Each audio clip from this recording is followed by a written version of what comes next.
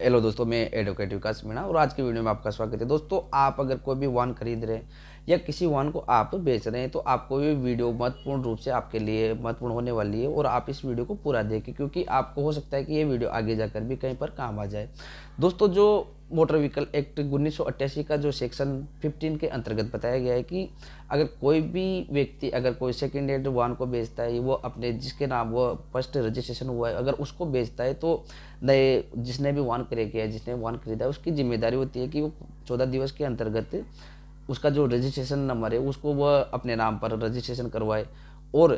अगर किसी अलग राज्य से अगर किसी वाहन को खरीदा या बेचा गया है तो उसके लिए 45 दिवस का इसको समय दिया गया है। और उसके अंतर्गत अगर कोई स्टाम्प करवाते हैं या नोटराइज स्टाम्प लिखवाते हैं तो उसकी भी मान्यता केवल 14 दिवस की रहती है। अगर 14 दिवस के बाद में जाकर अगर कोई दावा पेश करता है तो वह दावा उसका मान्य नहीं होता है, क्योंकि इसका जो मोटर व्हीकल एक्ट का जो 50 सेक्शन है उसके अंतर्गत ये प्रावधान है कि जो 14 दिन का समय दिया गया है उसके अंदर अंदर नए मोटर मालिक को उसकी जो ट्रांसफ़र की जो आरसी ट्रांसफ़र करवानी है, रजिस्ट्रेशन ट्रांसफ़र करवाना है, तो उसको वो 14 दिवस के भीतर करवा ले, नहीं तो उसकी आगे जाकर कोई भी सुनने वाला नहीं है। और अगर पुराना मोटर मालिक अगर चाहे पुराना वाहन जिसके नाम पर हुआ था अगर वो चाहे तो वो अपने नाम पर भी करवा सकता है वापस उसको, या उसका जो रजिस्ट्रेशन नंबर है उसको भी वो निरस्त करवा सकता है। तो दोस्तों, जब भी अगर आप कोई किसी वाहन को खरीदते हैं या बेचते हैं तो आपको विशेष रूप से इन बिंदुओं का ध्यान रखना चाहिए कि अगर आप किसी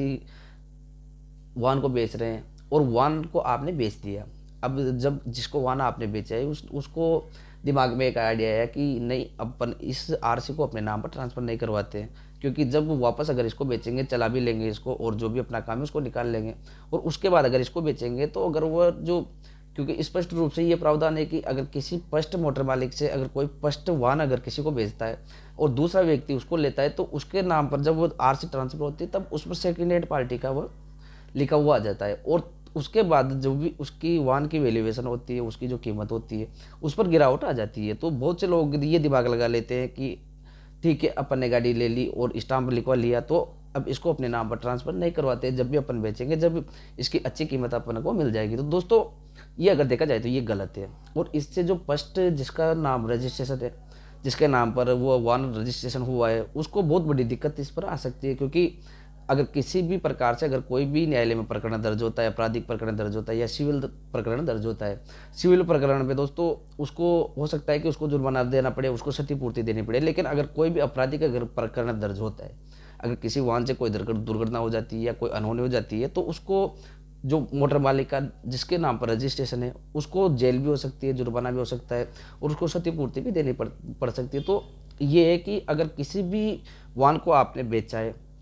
तो आप कोशिश कीजिए कि उसको जल्दी से जल्दी जिस आदमी को आपने वाहन को बेचा है वो अपने नाम पर रजिस्ट्रेशन करवा ले, क्योंकि अगर वो रजिस्ट्रेशन नहीं करवाता है तो उससे आपको भी बहुत बड़ी समस्या का सामना करना पड़ सकता है। हो सकता है कि आपके ऊपर कोई आपराधिक प्रकरण दर्ज हो जाए,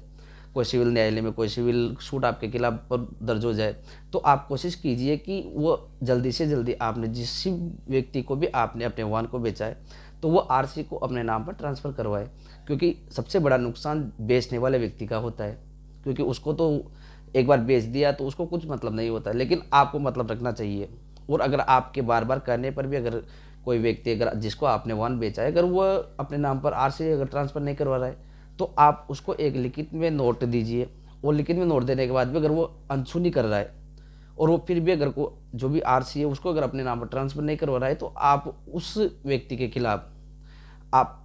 सिविल न्यायालय में सूट भी फाइल कर सकते हैं। और अगर फिर भी अगर वो नहीं मानता है तो आप जो आपका संबंधित आरटीओ होता है वहाँ जाकर उस वाहन का रजिस्ट्रेशन संख्या होती है,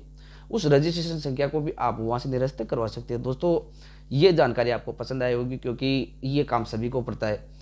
हो सकता है कि आपको भी ये काम अभी नहीं पड़ा हो तो आगे जाकर ये काम पड़ जाए, क्योंकि ये जानकारी बहुत महत्वपूर्ण है। इस जानकारी के अभाव में बहुत से लोग साधन को बेचते हैं, किसी भी अपने वाहन है उसको बेच देते हैं, लेकिन वो बाद में जाकर कोई भी अगर उससे कोई आपराधिक प्रकरण दर्ज होता है तो वो पूरा सूट उसके ऊपर, जिस व्यक्ति के ऊपर रजिस्ट्रेशन दर्ज हो रहा है उसके ऊपर ही वह जिम्मेदारी बनती है कि वही उसका भुगतान करेगा और उसको भी हो सकता है कि उसको जेल भी हो जाए, सजा भी हो जाए। तो दोस्तों, ये जानकारी थी, ये जानकारी आपको पसंद आई होगी और अगर जानकारी पसंद आई है तो वीडियो को लाइक कीजिए और चैनल को सब्सक्राइब कीजिए, क्योंकि जो भी हमारी वीडियो डलती है वो कानून से संबंधित जानकारी लिए आपको वीडियो दी जाती है। तो मिलेंगे अगली वीडियो के लिए, जब तक के लिए जय हिंद।